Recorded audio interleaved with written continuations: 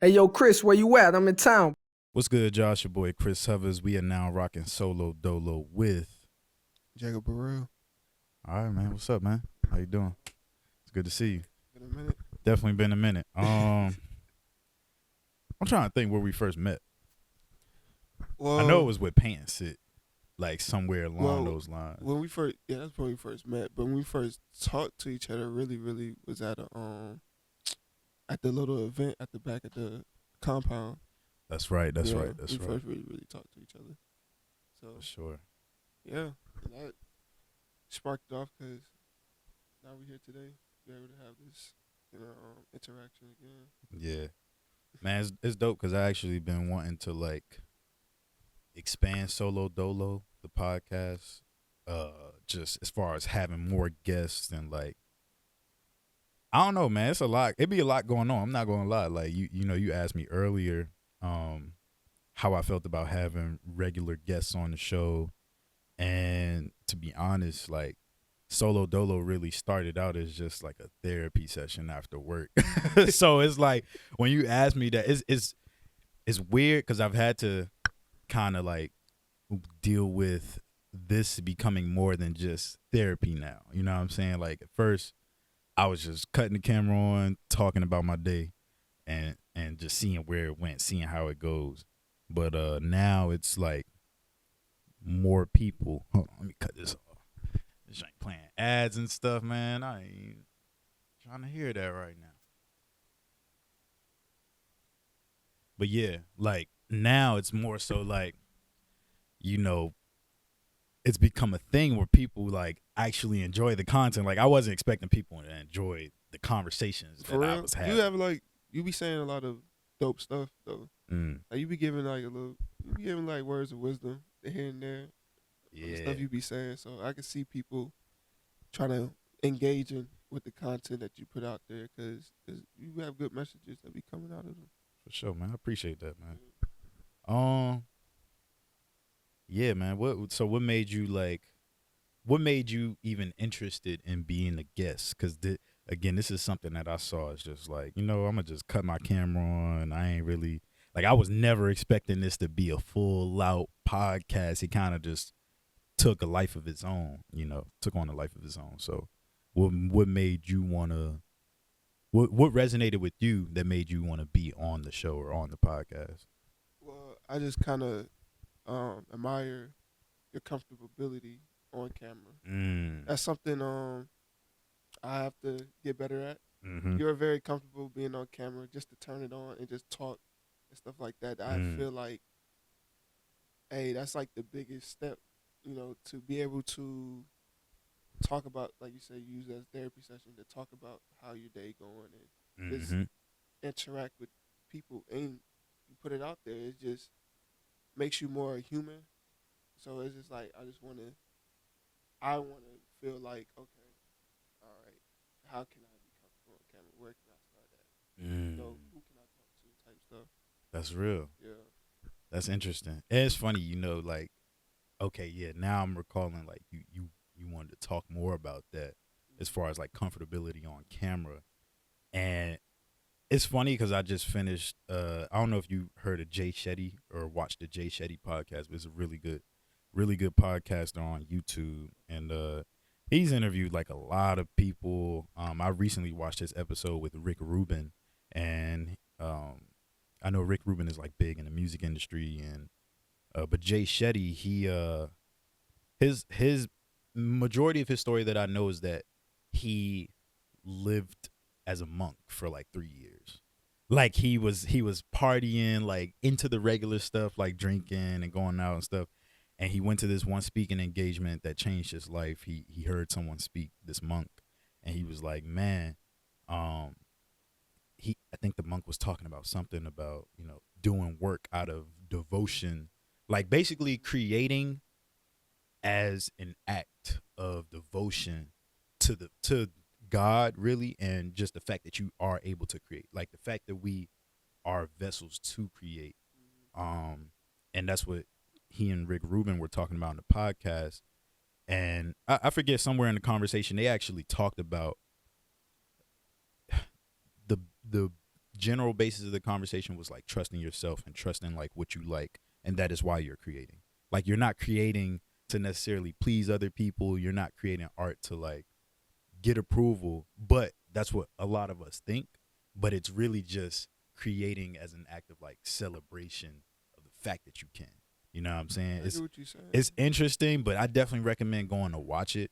But Rick Rubin was talking about something with I forget what band, man. It's not even coming to my head right now. But they were interviewing these guys in this band. It's a big band. I can't believe I'm not remembering it right now. It's a big name.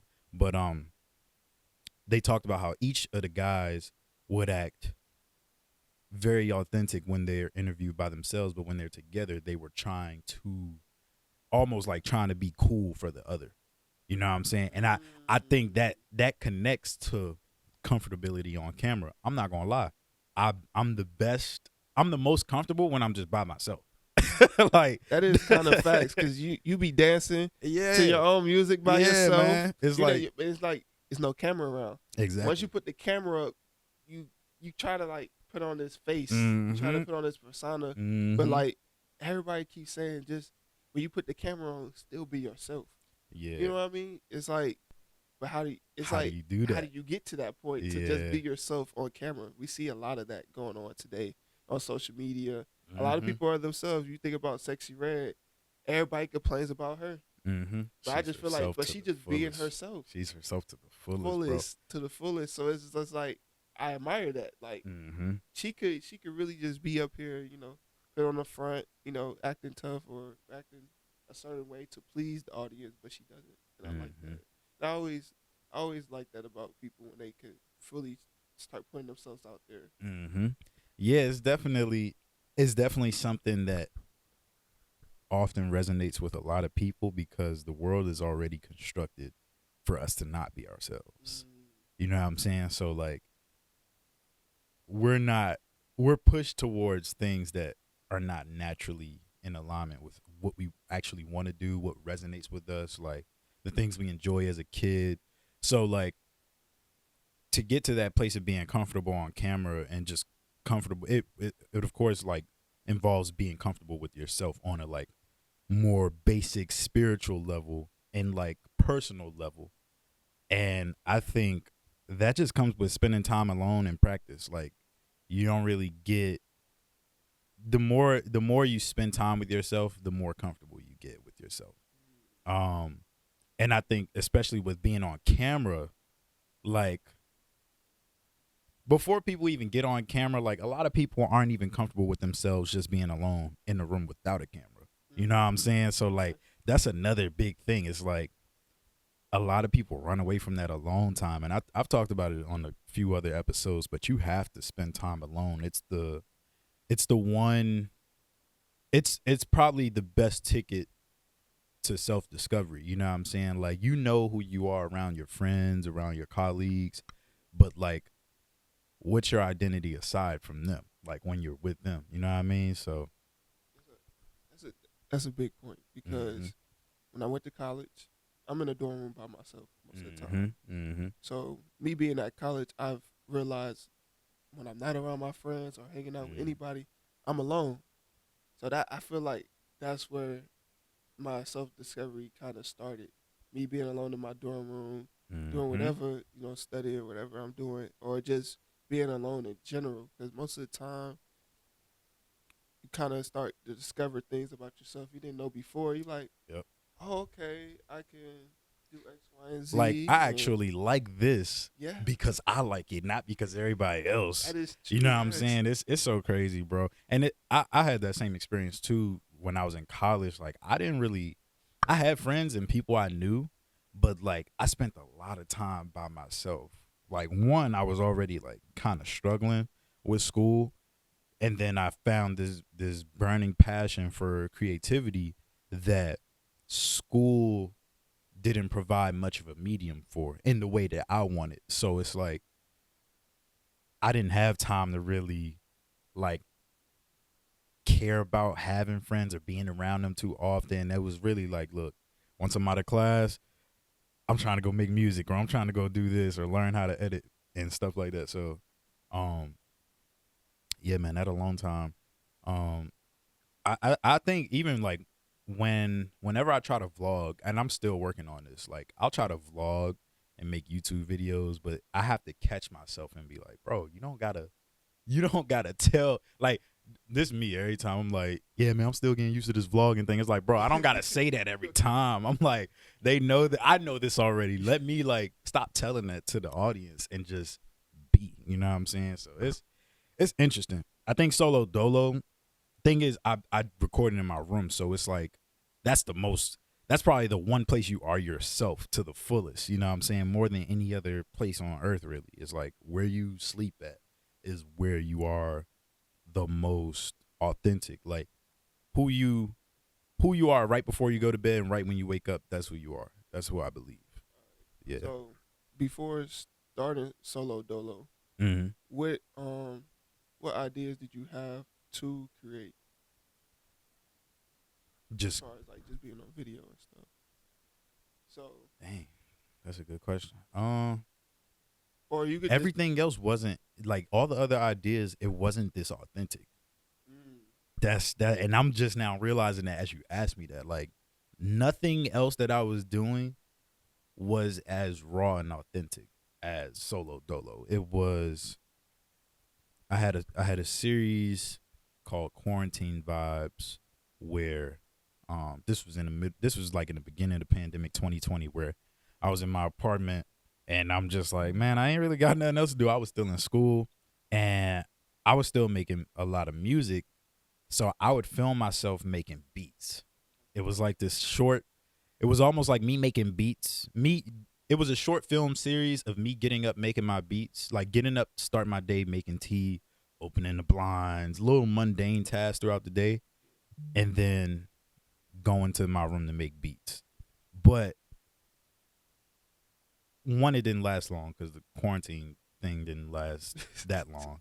But also having to set up the shots and make it so cinematic and stuff it was cool, but it wasn't like authentic. Like I wasn't really enjoying it as much because it looked cool, but having to make the beat first and then play it like I'm playing it in real time. Yeah. It's like, all right, this is a little much. But I don't know. I think everything else was very premeditated. Like, you know, it's like I have a series called Let's Lay a Verse where I'm recording rap vocals. There's so much that goes into recording the process of creating or trying to create content around the process is like one of my biggest, like, I hate it. Like I really do, because it's like it robs you of the actual essence of what it really is. So I do design, I do fashion design, stuff like that. And that's what I've struggled with. Is trying to record the process. I've done the phone, the tripod so many times. And I'm sitting here like, what am I doing? Why am I recording this? And but like I see other people do it. And like I'm like, okay, so it's something I gotta learn. You know, eventually I gotta learn how to record the process and be comfortable with it and then be able to put it out. But it's just in this moment, it's just like yeah, bro. You know what I think it is? Okay. And I sense this when I look at you and when I talk to you. You're a real artist. You know what I mean? Like I think right now in this generation of creativity and, you know, art and content, you have artists and you have content creators. Okay. And the thing is, the culture is shifting a lot of people who are truly artists at heart to be content creators. Yeah. But content creators aren't necessarily artists. They're doing what they have to do to feed the consumption of the art in a different form. You know what I'm saying? So it's like you're not really getting at the essence of.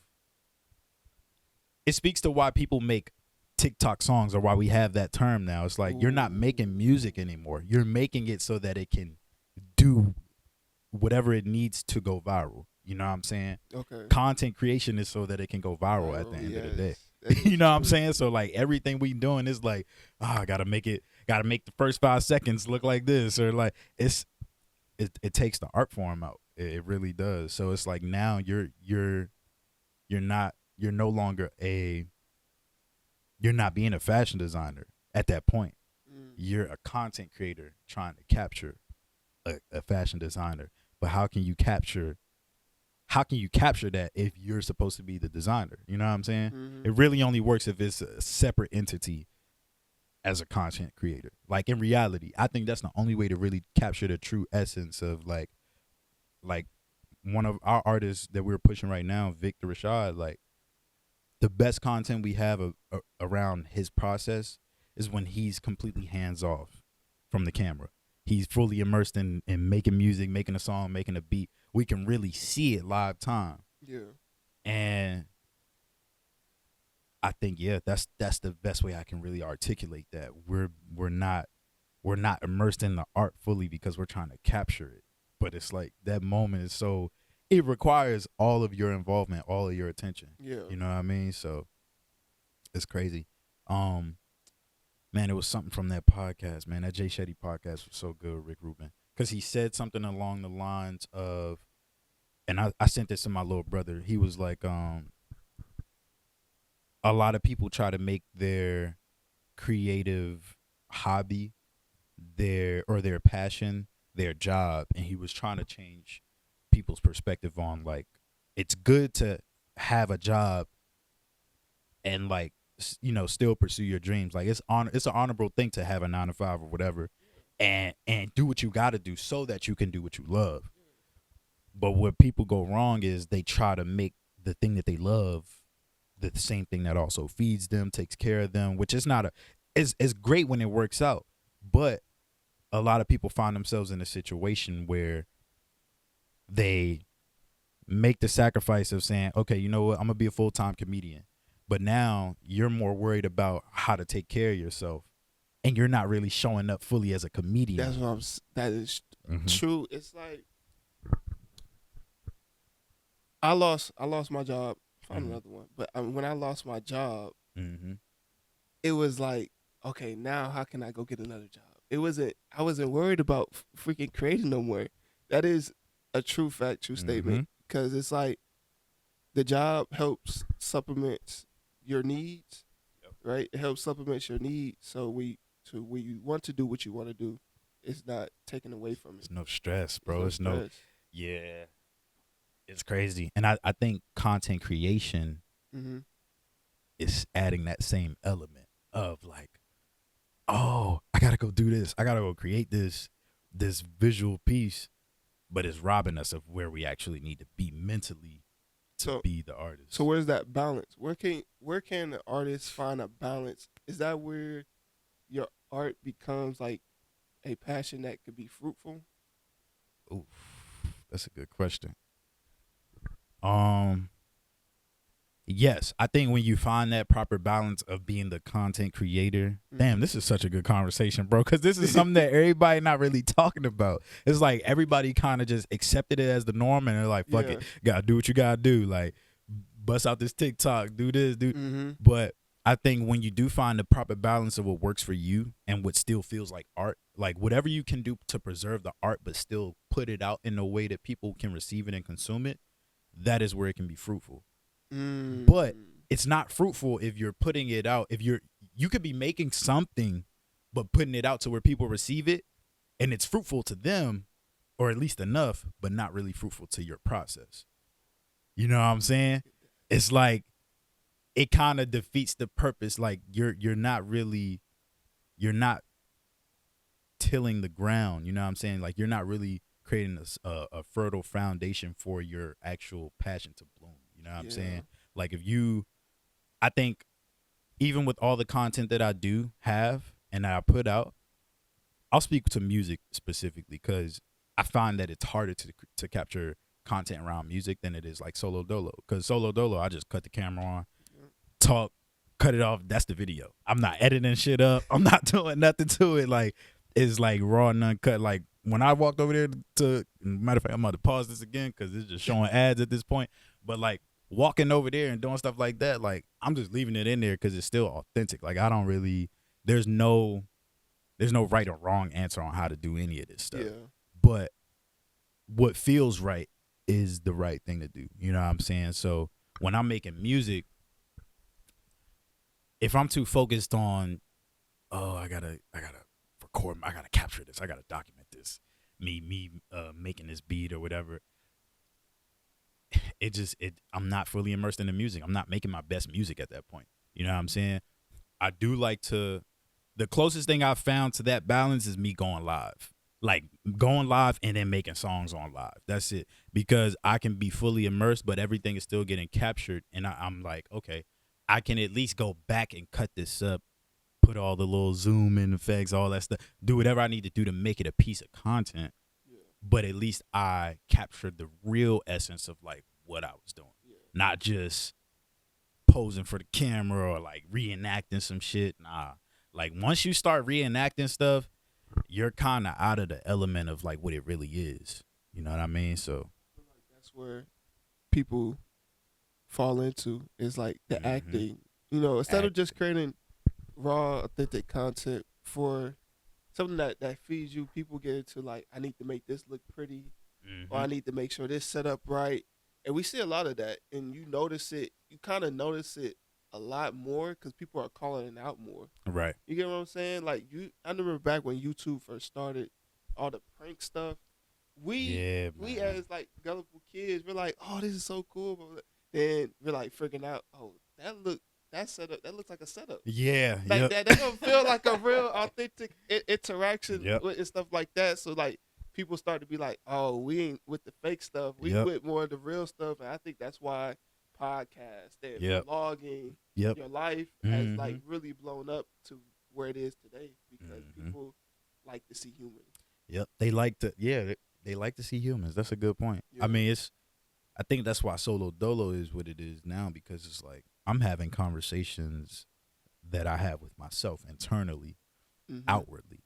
And so these are conversations that most people may not be saying out loud, but they really relate to. Yeah. So yeah, the closer we can get to real authentic human interaction and like expression, that's where it's fruitful. You know what I'm saying? That's the area of everything being what it should be or serving in the way it should be. So man, that's an interesting thing. It's something that I'm really like still working on. Even with this, like having a guest on the show, speaking to that, like I really refrained from doing it because I thought it would take out the element of like what it originally was. But I had to realize, and I was talking with one of my homies at work about this. His name's said his artist name is Left Unsaid. He's dope. But I was like, man, I feel like I should create a whole new segment because I want to talk to all these other creatives. I got other people. And he was like, nah, bro, like if you got one store and you selling shoes and then you trying to sell socks, you're going to open up a whole nother sock store. You know what I'm saying? Like you're going to open up a whole nother like store just for the jackets. Nah, sell everything in house. Like sell everything in the same shop. Yeah. You maybe can like call it a different segment or whatever. But nah, I just settled down on, look, we rocking Solo Dolo with Jay today instead of rocking Solo Dolo, whatever. You know what I'm saying? But yeah, it's making me like understand more. It's like, bro, just try to get closer to like the authenticity of the art and how it's captured is the biggest thing. Like now that I'm into the world of podcasts, I see a lot of other podcasts that are great, multi-camera setup, all that stuff. But in my head, I'm like, bro, I'm not doing all that until like it gets to a point where I don't really have to really worry about any of it. You got your camera crew coming in. Yeah, you know what I'm saying? You know, but right now, we about to just rock one camera, one angle, one take. Like, one take. You know what I'm saying? But and I think that's how you get the best content, bro. Like recording I think the best balance right now, to answer your question again, is capturing long format content to where you can be completely immersed in whatever you're doing, and then creating short form content out of that. That's it. And it's like you may not have as many angles, camera angles and things of that nature. You may not have that much dynamic to the visual, but at least there's a lot of dynamic to what's actually going on. You know what I'm saying? So hopefully. I want to start off by saying, like, this is kind of cool. I ain't gonna cap. Yeah, I yeah. ain't gonna cap. 'Cause, I like, didn't know what this was gonna be today, bro. I've never been in front of a camera like this. Mm. I've tried it before. I have like a YouTube channel. Mm-hmm. I I've know tried how it it go. before, I know how and it go. it was cool, but like Yeah. it kind of just felt like, oh, I gotta set up the Yep. camera. It felt I inauthentic. felt I had to set up the camera a lot and then like sit down because I used to do it in my car. I used to go to my car, set up the camera in the car, and just talk, or I'll be like, I'm going to the store. Let me talk to the camera, stuff like that. So it kind of fell off, but like that's when I realized for myself, I'm like, if I'm comfortable just setting up the camera in my car and talking to it, damn, I could probably do this. I could probably be comfortable being in front of the camera and really show myself because I was really in the car driving, talking. Yeah, It's bro. funny though. It's funny, but that's when I realized myself. I'm like, I can do this. I could be cool. I could be cool in front of the camera. Yep. And be authentic as possible. Mm-hmm. I just still haven't got the vlogging stuff down. Bro, same here, bro. I'm telling you, the thing with the vlogging is that, again, the process of you capturing it has to feel authentic. It does. When it's like, I'm not gonna lie, this is the smallest camera I have, and I got the little Sony remote to carry around, press the button, and record. It feels a little better now that I got the Sony remote, and I could just and that can fit in my pocket, whatever. Yeah. But I only feel like vlogging if I'm doing it with my phone, because my phone doesn't feel inauthentic. I always got my phone all the time. That's the only time where I really care to vlog. That's the only time, because I really want to get a whole like another separate iPhone just to vlog, because having a camera pulling it out, it feels inauthentic, and it's like in reality it's probably authentic to other YouTubers and content creators, but I'm like, bro, like, I'm just a normal person at the end of the day. Like, I don't like this. I don't like being out in public. Like, I hate it. But my phone, that's normal. Yeah. Everybody got their fucking phones taking pictures of shit, videos, and like it's not as noticeable. I think that's another thing. It's like it's ironically, we're doing this podcast right now and we're going to be seen by a lot of people, but we don't always want to be seen. As human beings, we don't always feel like being seen, especially if it's not when we want to be seen. You know what I'm saying? Like, I don't have a problem with being transparent and like authentic to a crowd of people or whatever, but like, I'm not trying to do that all the time. I still need time to just be by myself and like be me and not be on camera and still be human. You know what I'm saying? So I think having a phone to vlog, that's the best. My creative process has to feel comfortable. If it doesn't feel comfortable, it feels inauthentic. So like when I'm making music, sometimes I'll come down here. Sometimes I'll be in my room and I'm just like, I'll be in the bed making a beat. Or like when I come down here, things just got to be right. Like I got to have on the right clothes, whether it's me being dressed up, shoes on, all that, or I just got some house slippers on with a little hoodie or something like that. Like all those little things add up to the creative experience. So yeah, vlogging, I'm still working on it.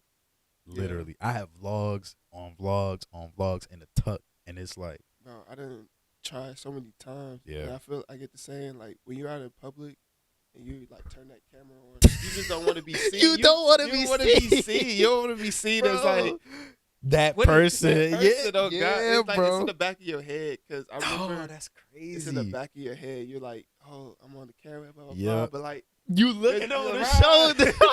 Yo, that is crazy. That's real, bro. Like, it's crazy, bro. That's so accurate, man. Yeah. It's like, I feel like everybody done tried to vlog before. Everybody, I know. And they get that same feeling. Yo. That's crazy. That's why I got to commit it. Because, like, also, as a vlog, do you always have to be doing something? That's another thing you have to fight with. Cause that's valid. Do you vlog? Are you chilling at the house too, or do you vlog every time you go out? It's like, do you always have to be outside? You know and I think that's that's real. I think that's the thing, like how you capture it.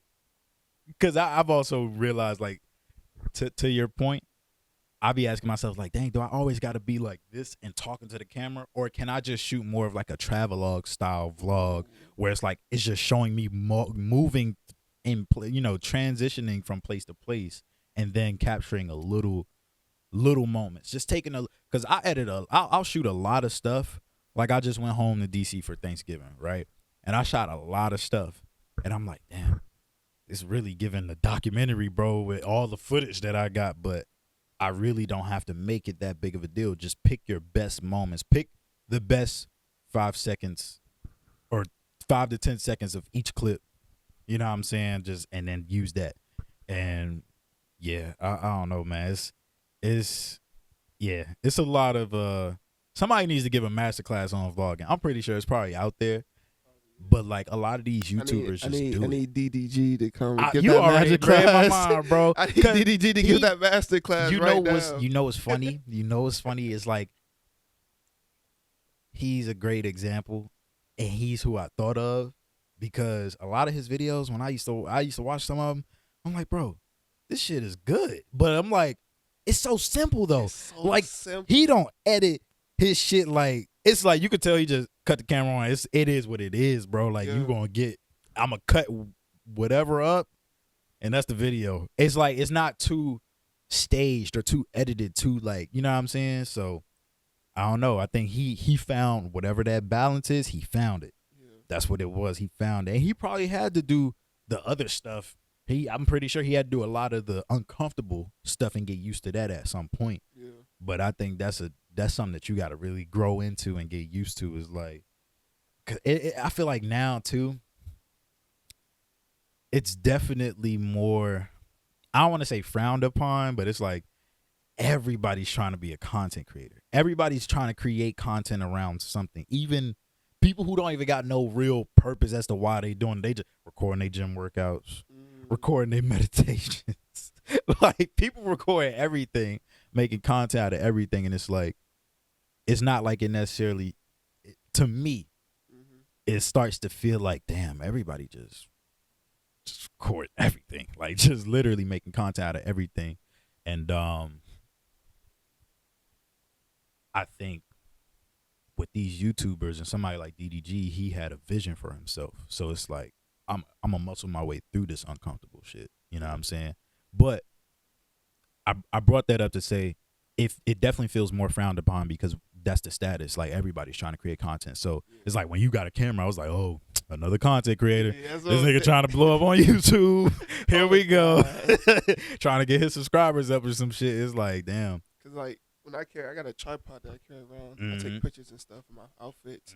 So like I remember people keep asking me like, what do you use the tripod for? Like, you use a tripod for? Are you a content creator? Are you doing nothing? Are you one of those influencers? Like it gets like, damn, is that how they are seen? Influencers and content creators, they are seen as like, do people envy them? Do people are they jealous of them? Or is it just like I want to be them, so I'm gonna be mad at them? You know what I mean? Or I don't know what it is. I think I mean, because I'm not one of those people, so I can't really speak for them. Yeah. But like, what I feel from that energy, it's somewhat frowned upon because it's like, I don't know. It may be a little internal. Do people think it's like the easy way out? I don't think so. I think it's the opposite, actually. I think a lot of people don't believe that shit is possible. So that's why they frown upon it. They like, bro, come on, bro. Another nigga with hoop dreams. Like, come on, bro. Give it up, bro. You 5'7", bro. You're not going to the NBA. Like, that's how I think that's how they look at it. It's like people see you. It's like we're people doing music. They're like, all right, like another nigga doing music. You know what I'm saying? I think that's where content creation is now. I think that's where I remember J. Cole, he was talking into a podcast. He was like 22. It's like as soon as he got out of college, now he's trying to chase music and stuff. And he was in that position to where like he's 22 years old. If I don't try this shit now, I'm just gonna be another nigga with a dream. You know what I mean? To make it out the hood. Oh, bro, I was about to say, bro, I'm not gonna lie. My light flashed before my eyes just now. I thought I wasn't recording the audio. I was like, bro, did I press record? This is crazy. We gonna have to, bro. I'm telling you, I was shook just now. I was like, cause I couldn't see my screen with Logic. I was like, bro, I don't see the red, bro. It's recording. Yeah, it's I see recording. it now. I see I it. was like, man, over here trying to be a podcaster, ain't even recording, right? But go ahead. You said J. Cole. But with him, because I'm around that age. He was 22 at the time when he was pursuing his rap career. He just got out of college.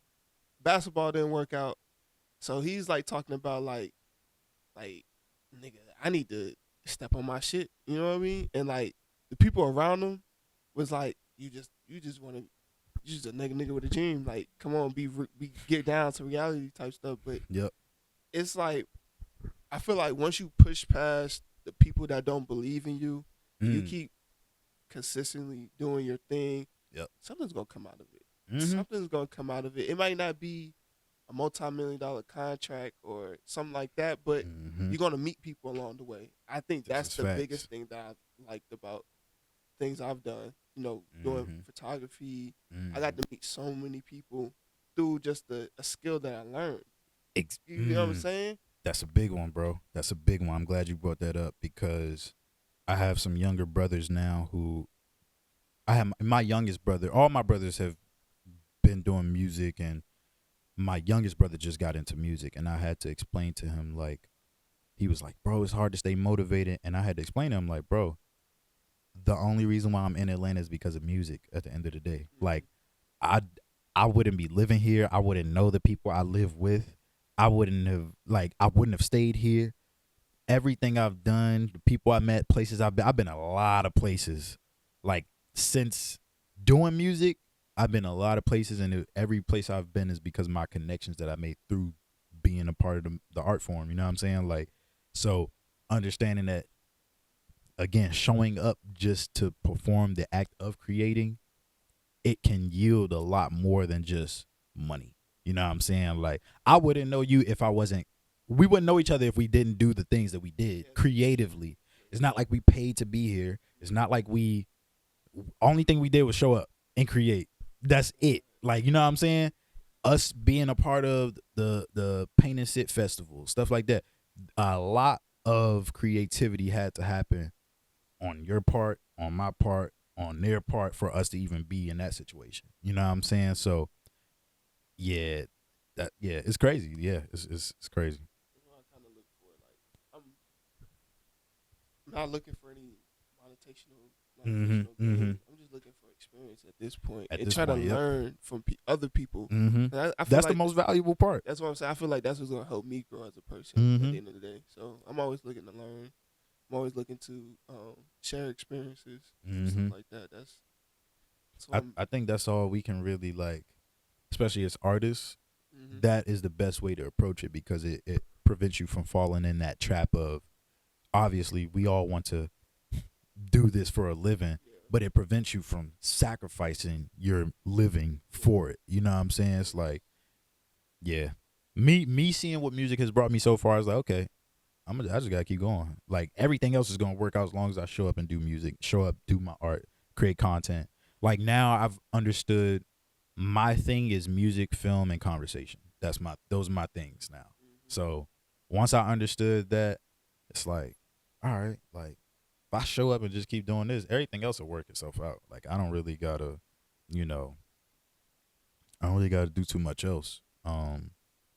It was something else I was gonna say. I was trying to think of it while I was saying that, but it didn't work. Yeah, man. That's interesting. It'll come back to me. Whatever it was, it'll come back. But yeah, man. Dope stuff, bro. Super dope. That was Damn, bro, it was something I had, bro. I'm telling you, it was crazy. I really wanted to come back, but I think it was along the lines of the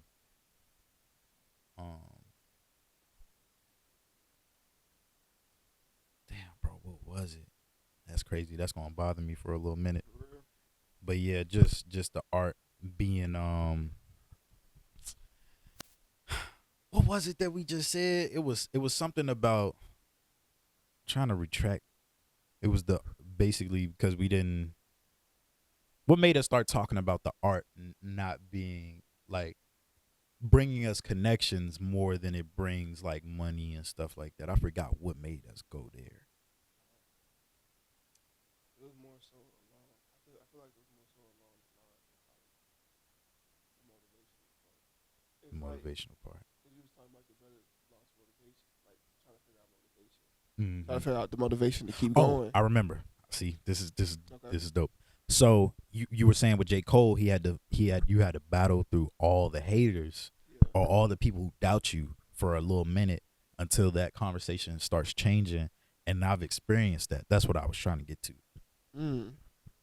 When I was in college, and I make a lot of my music about this. Like whenever I'm talking in songs and I'm talking about, oh, they never believed in me. It's all the motherfuckers in college who didn't believe in me, doubted me, whatever. I appreciate you. Thank you. But like, there have been conversations where it's like, dang, he's still rapping.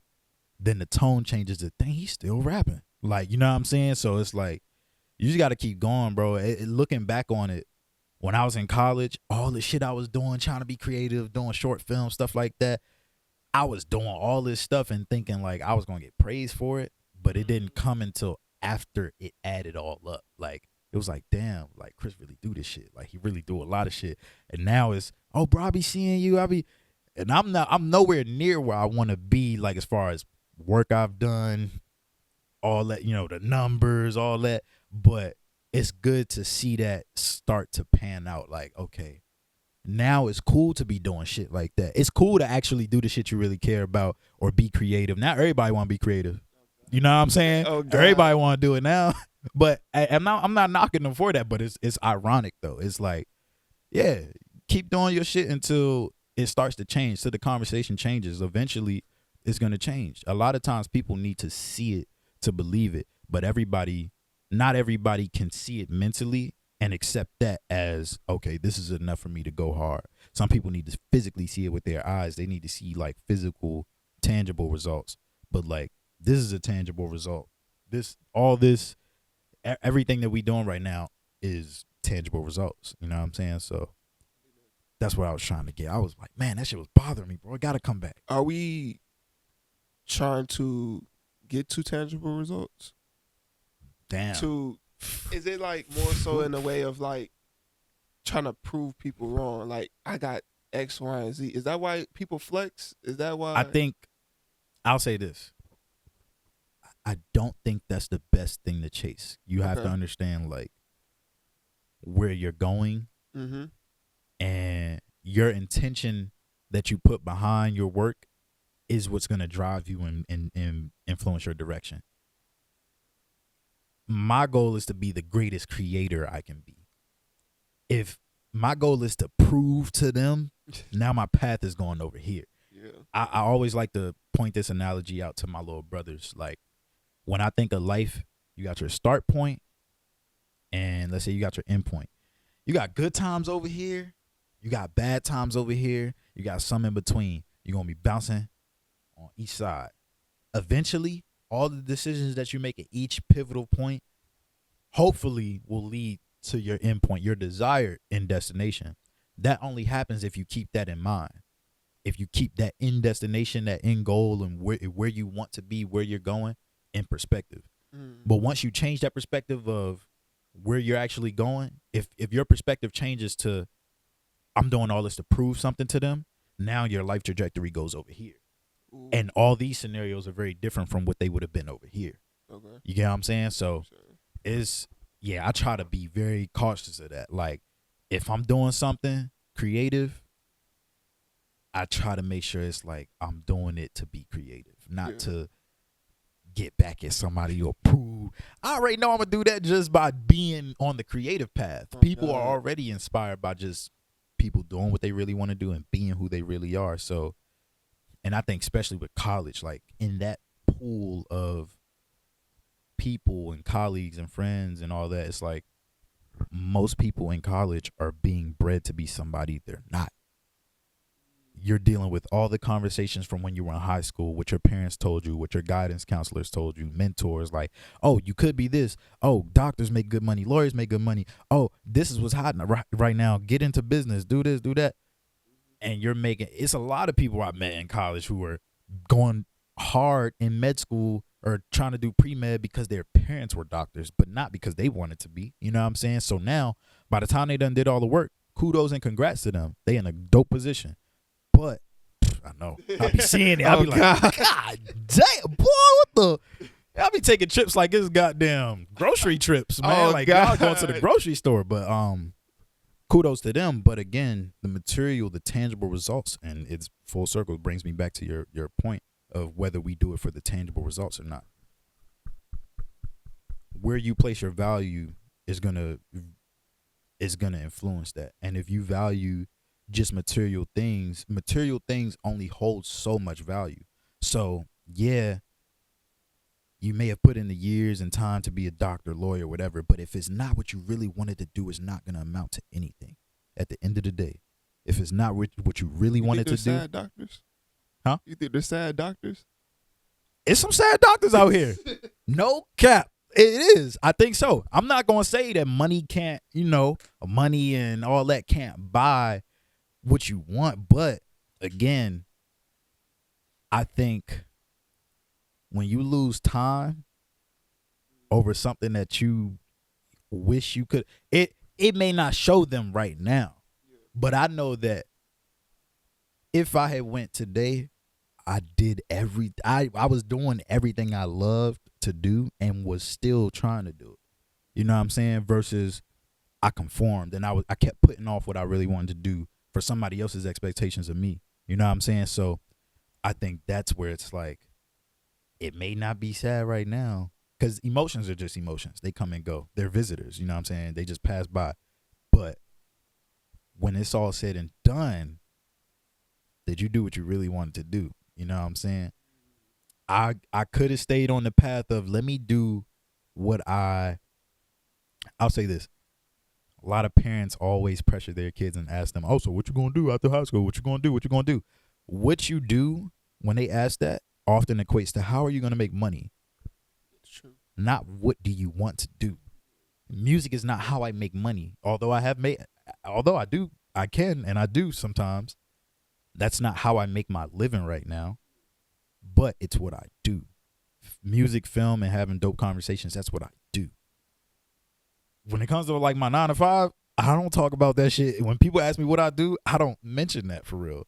I mention that last, if anything. You know what I'm saying? So yeah, just to bring it back, it's like,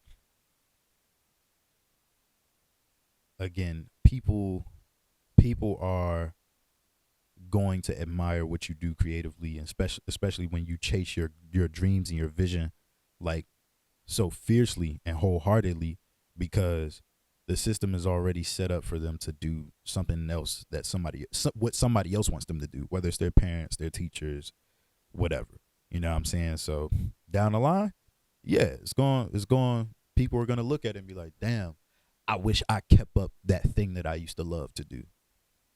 We're definitely part of the generation that's trying to break that norm of conforming to what you should be doing to make a living. You know what I mean? That's facts. I feel like I've seen a lot of people on the path of like doing what they want to do. Yes, you know what I mean? A lot more. Not necessarily to make money, but it's just like it makes them happy. It makes them happy, and that's again what you place your value in. You want the money that's just gone. Granted, money can help you do more things, but you gave up a lot of time to get that money. How much is that money worth to you? You know what I'm saying? Like, a lot of these jobs cost a lot, and they cost a lot of time and effort and energy. Like pre-med track, I don't want it. Law school track, I don't want it. Even engineering, like I was originally going to college for engineering. Like I saw engineering as a creative medium, but but there's levels to that shit, and I was like, this is not fun for me. Like this is, and I still might someday get into it, but the way in which it was at the time and at the age with the set amount of experience I had, I was like, this ain't gonna work. I need to go and do my own thing and find my own path. And maybe I can circle back somewhere down the line and do this in the way I see it being done.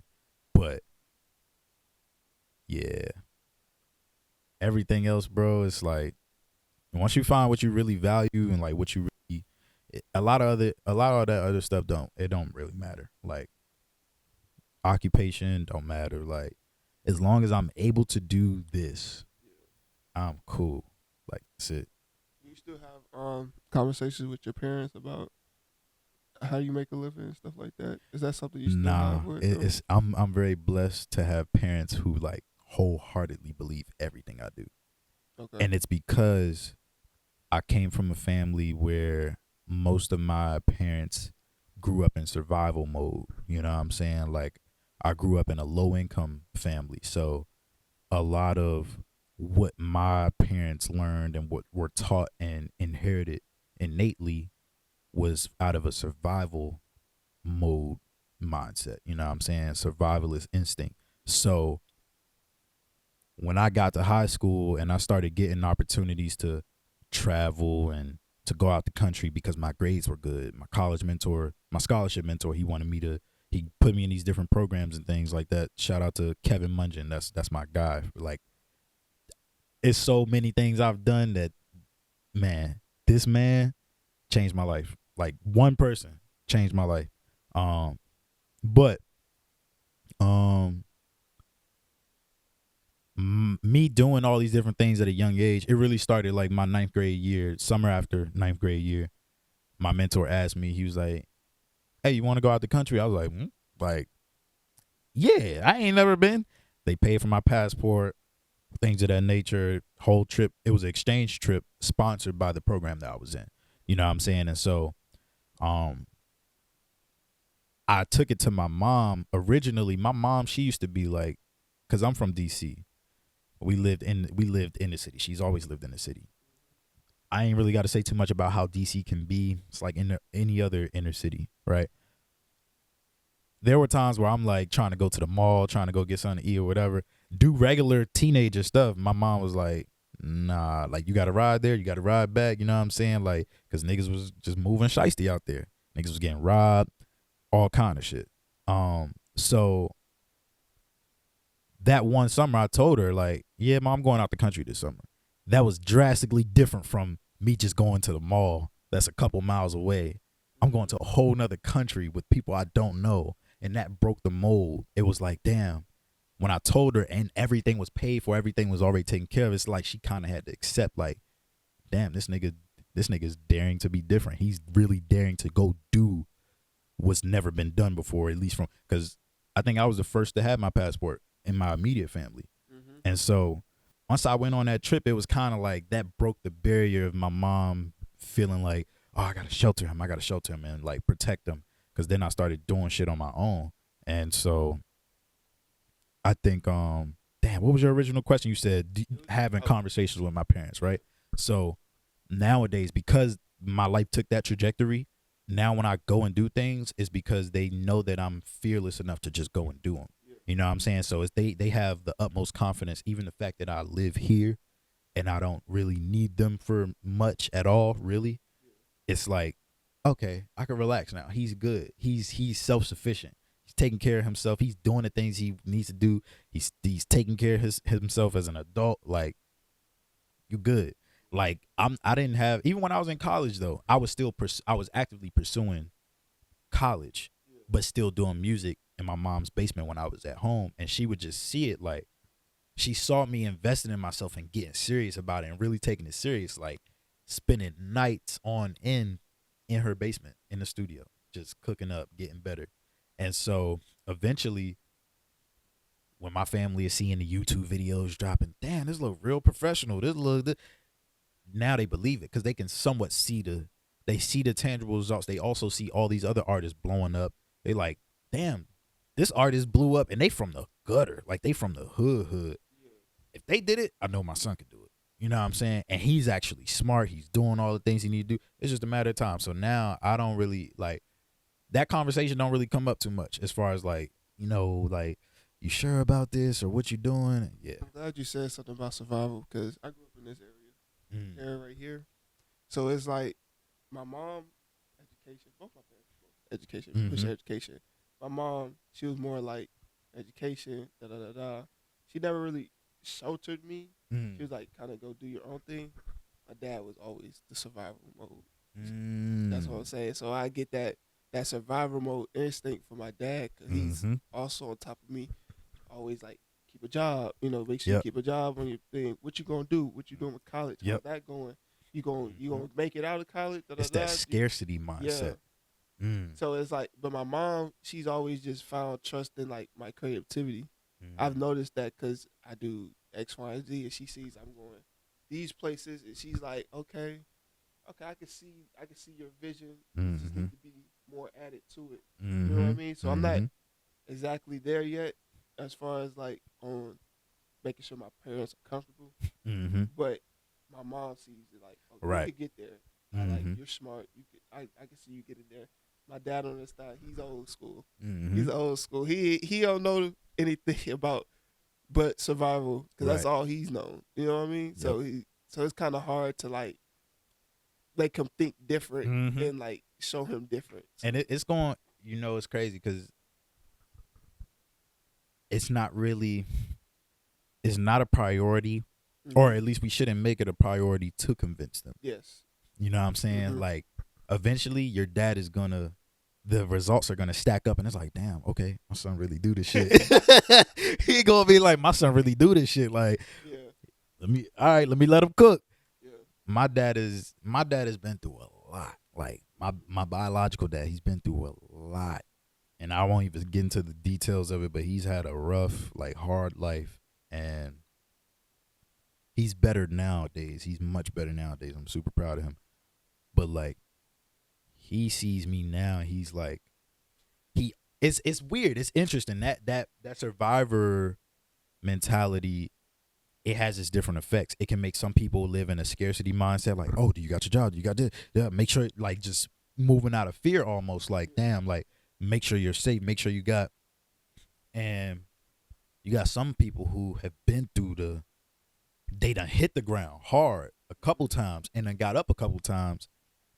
And like, my dad is one of those people, and he can look at me and say, damn, he can admire that and be sure, because of how many times he's hit the ground and seeing me do what I do. He's like, okay, I believe in that, because it's like, I know where I've been, you know what I'm saying? Struggle wise and shit like that.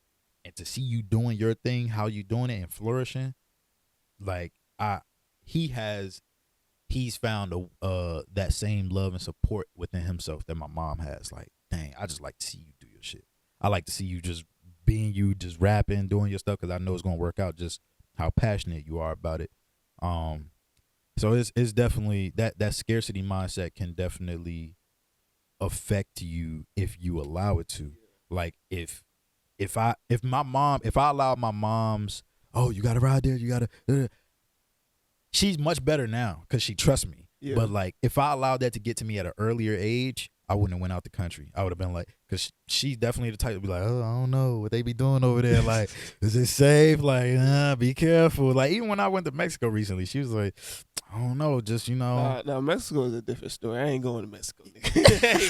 I mean, look, some parts, I love Mexico. I'm not gonna cap to y'all. I love it. I fucking love Mexico. Nah, I hear too many stories about Mexico. It's the right parts though. You can't, don't get me wrong, you can't just mosey on over there into any old part. But yeah, she, I think that's definitely important, like, for young creatives and young entrepreneurs, anybody who's trying to like be more than what they originally saw themselves as, to understand that you may have to leave behind old perspectives that your parents held on to.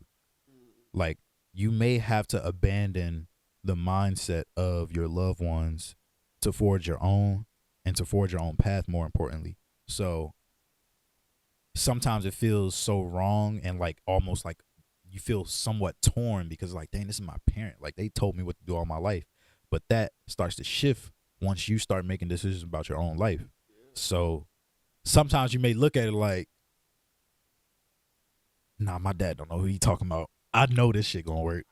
And you gotta trust it. You gotta trust it. You gotta trust it. Because like, I do fight with my dad, because he like, I do Depop. I do Depop stuff, and he's like, "Oh, you selling stuff?" Like he gives that type of remark, like, yeah, why you keep selling stuff? Like, yeah. like, I'm doing it because I like it, and it's fun, and I like to do that. And he's more like, Oh, okay. You know what's funny? That same podcast I was talking about with Rick Rubin and Jay Shetty, they talked about like sharing your art with certain people and like being in a collaborative space. Lately, I've been in a space where I haven't been as open to sharing certain stuff because of that. Like sometimes other people's opinion, first of all, their opinion is just their opinion. That's what they were talking about. You're making your art because you like it. That should be all the value. Because you like it. You made a song and you like it. You actually made what you wanted to make and what you heard. That should be all the value. Once you start adding everybody else's opinion, that's stuff that you can't control. But I oftentimes, like, if I share something, I may get I may get feedback that I don't really care for, because I already made what I liked. So at this point, your opinion doesn't matter to me. It's cool, even if you're my friend. Like, it's cool. I appreciate your opinion, but at the same time, I really don't. It doesn't hold any. I'm at that place now where it doesn't really hold that much weight. It doesn't hold any more value because I just want to make stuff that I want to make. Like, if I don't feel good about it, all right. But if I like it, I don't give a fuck what nobody say. So some things I wait until, like, even if it's unreleased songs, I'll record songs and keep them in the tuck. I won't even play it for nobody. I'll just record it, keep it in the tuck. When it come out, that's when y'all can express all y'all opinions about it. But right now, I love it, and I'm gonna keep it in the tuck. I'm gonna protect that. So sometimes you gotta do that even with your own folks. Like, they will project their fears of and their insecurities of how possible something is from their perspective and their vantage point. They will project that onto you because they don't think it's possible. They going be like, oh, you still doing that? You know what I'm saying? When in reality, because of your specific set of experience, you could see the way through. They have a whole different life, so they not gonna be able to see that. They not gonna be able to. First of all, the gap is only but so. You know what I'm saying? Like the window of opportunity is only but so wide open for ourselves personally that we can see and make out. But for somebody else to see that is rare. So just know that, like, if somebody else is kind of shunning you for your dreams and your expectations of yourself and like what you believe is possible, understand that they're in a completely different vantage point from you. Like, they don't even have the same, they're not you. So you can't take their opinion to heart. Like, you gotta brush that shit off and understand that, like, the only opinions that matter are the ones that do, the ones that resonate with you. That's it. True.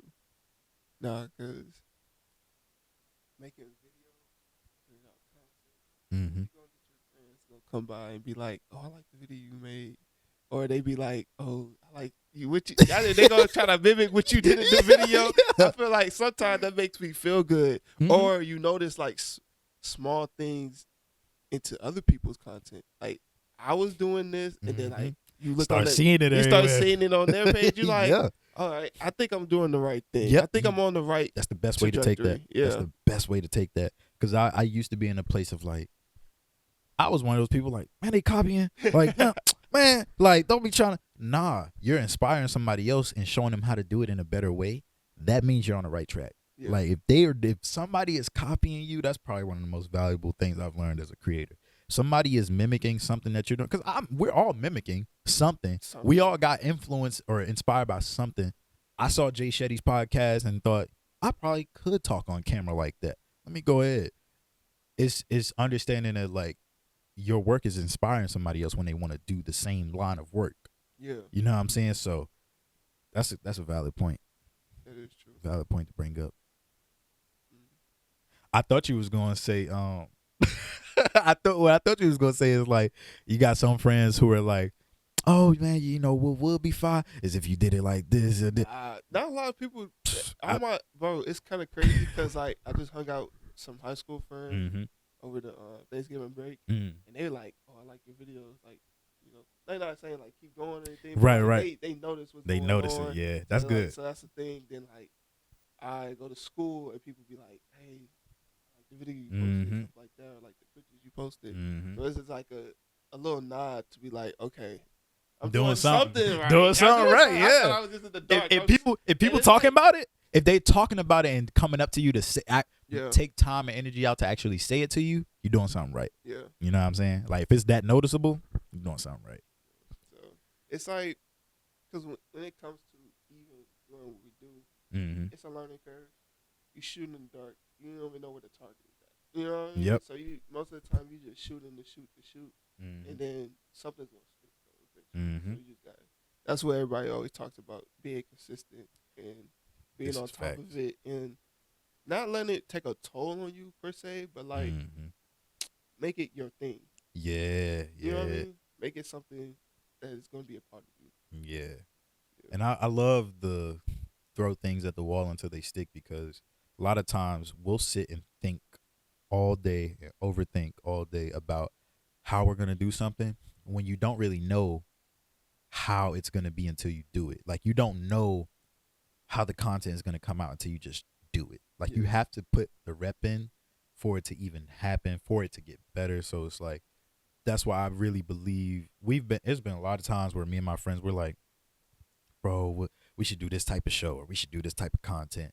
And we'll talk about it for a long time until one day we just sit down, we're like, bro, fuck it, let's just do it. And we do it. We're like, all right, that wasn't that bad. Then we do it again. We're like, oh, bro, we could do it this way, and this could be the theme of it the whole way through. And it's like, you don't get that moment until you just do it. You got to throw stuff at the wall, see what sticks. I didn't know Solo Dolo was going to be this, bro. I thought it was going to be like, I'm getting off work, man, this lady pissed me off today, bro. I ain't know it was going to turn into motivational speaking and stuff like that. Yeah. I never even really saw myself in that light. And then it just happened. You know what I'm saying? Like, I didn't know it would even bring this conversation, like this connection. You know what I'm saying? So that is true. It's dope, bro. This is good. This is good stuff. Yeah. Keep doing your thing, though. I appreciate that, man. Real talk. Keep doing your thing too. Cause I see your you asked me about this a while back, but your iconography, I can see you developing that. Like you have, I think certain creatives, the true artists and creators have a certain energy about them that reads, oh, he working on some shit. Like he's cooking up something. He's building a brand, a certain energy for his, like when we see him, we associate him with this, or you know what I'm saying? So keep doing that, because I think that's something that I've been working on for some time now, and I'm finally starting to see, like, okay, that was something that I was investing in, and it does, like, it yields a somewhat tangible result because people know you for that. You know what I'm saying? Like, yeah, that's the best way I could really articulate that. Like that, when we think of like somebody like Pharrell, we know he's kind of like, it's something special about him. You know what I'm saying? Same thing with like a Rick Rubin or Kanye, even though he be saying some crazy stuff sometimes. But like that thing that keeps you unique, just keep digging into that. Like you on your way for sure. For sure. So no, thank you. And shoot, I'll let you sign off the show, bro. I usually be like, you just rocked out Solo Dolo with your boy Chris Hovers, but it's your show today. So yep. All right, you just walked. I know, right? Harder than it looks, man. I'm telling you. Yeah. You just rocked out Solo Dolo with Jay. All right, it's your boy Chris Hovers. Peace out. That was dope, bro. Super dope. Hey, yo, Chris, where you at? I'm in town.